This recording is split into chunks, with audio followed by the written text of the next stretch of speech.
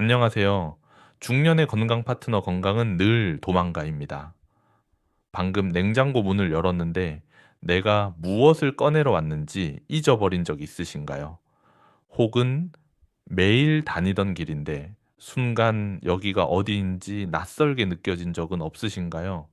이런 일이 한두 번이야 그저 건망증이겠거니 웃어 넘기지만 횟수가 잦아지면 우리 마음속에는 혹시 치매가 아닐까 하는 서늘한 두려움이 찾아옵니다.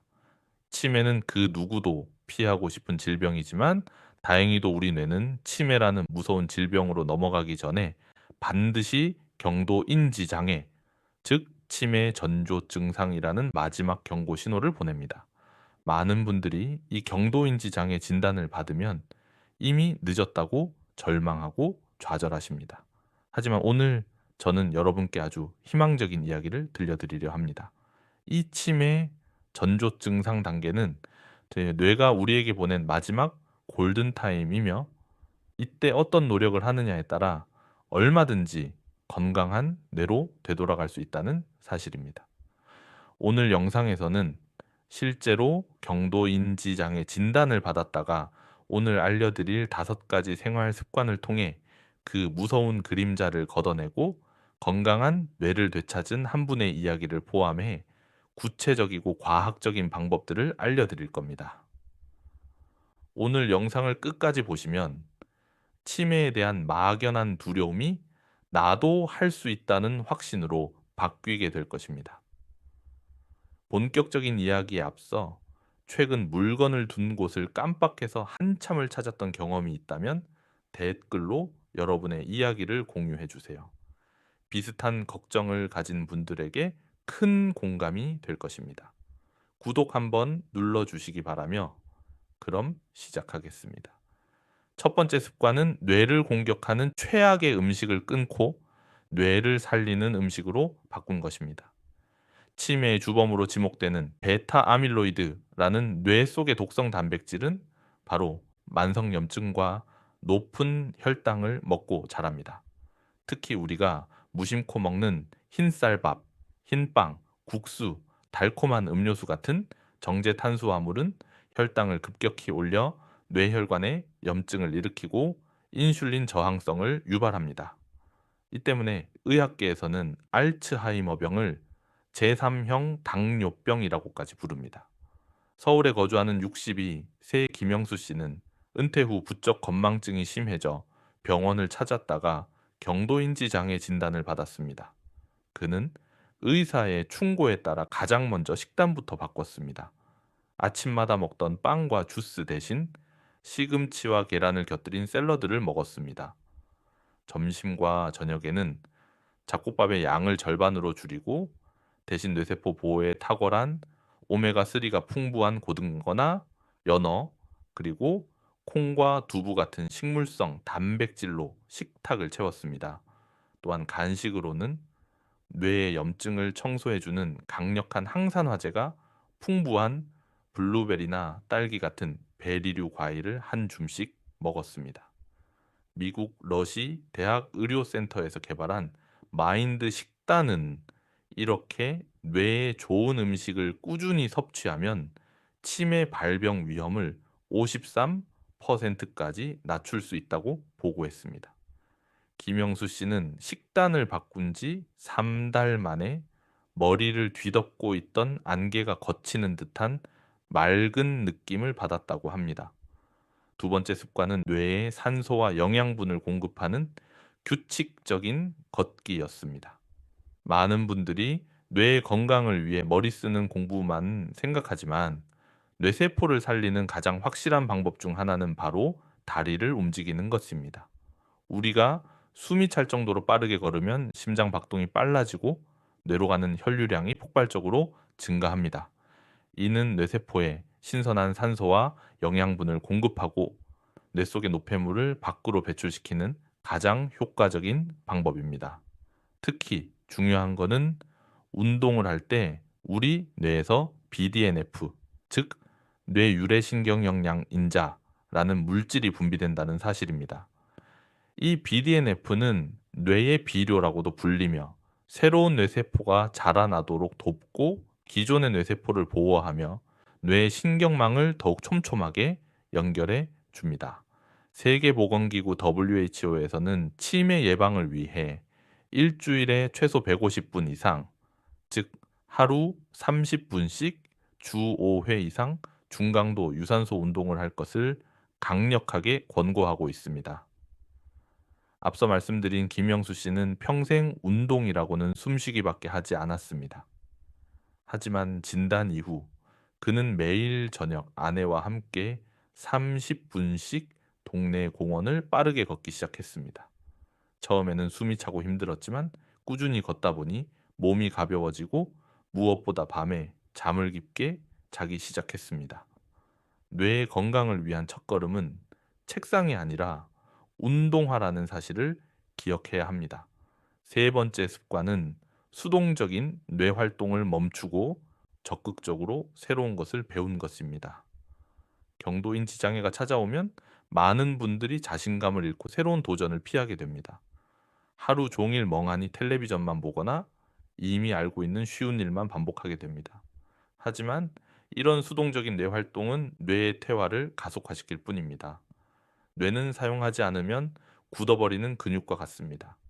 뇌를 건강하게 유지하려면 뇌가 어렵다고 느낄 만큼 새로운 자극을 주어 뇌의 신경망을 계속해서 사용해야 합니다. 이것을 바로 인지 예비능이라고 부릅니다. 인지 예비능이 높은 사람은 뇌에 약간의 손상이 생기더라도 다른 건강한 뇌신경망을 활용해 문제를 해결할 수 있습니다. 경도인지 장애 진단을 받은 김영수 씨도 처음에는 모든 것이 귀찮고 두려웠습니다. 하지만 그는 용기를 내어 동네 문화센터의 초급 스페인어 수업에 등록했습니다. 알파벳도 모르는 상태에서 새로운 언어를 배우는 것은 엄청난 스트레스이자 도전이었습니다. 단어를 외우고 문법을 생각하고 서툰 발음으로 따라 읽는 모든 과정이 그의 뇌를 전방위적으로 자극했습니다. 또한 그는 평소 자녀들에게만 의존했던 스마트폰 뱅킹 앱 사용법을 직접 배우기 시작했습니다. 뇌과학자인 리처드 레스탁 박사는 단순히 퍼즐을 맞추는 것보다 새로운 언어나 악기를 배우는 것처럼 복잡하고 낯선 활동이 뇌의 예비능을 키우는데 훨씬 효과적이라고 강조했습니다. 네 번째 습관은 뇌의 청소 시간을 확보하는 질 높은 수면이었습니다. 우리는 잠을 자는 동안 뇌가 쉰다고 생각하지만 사실 뇌는 밤에 더 바쁘게 일합니다.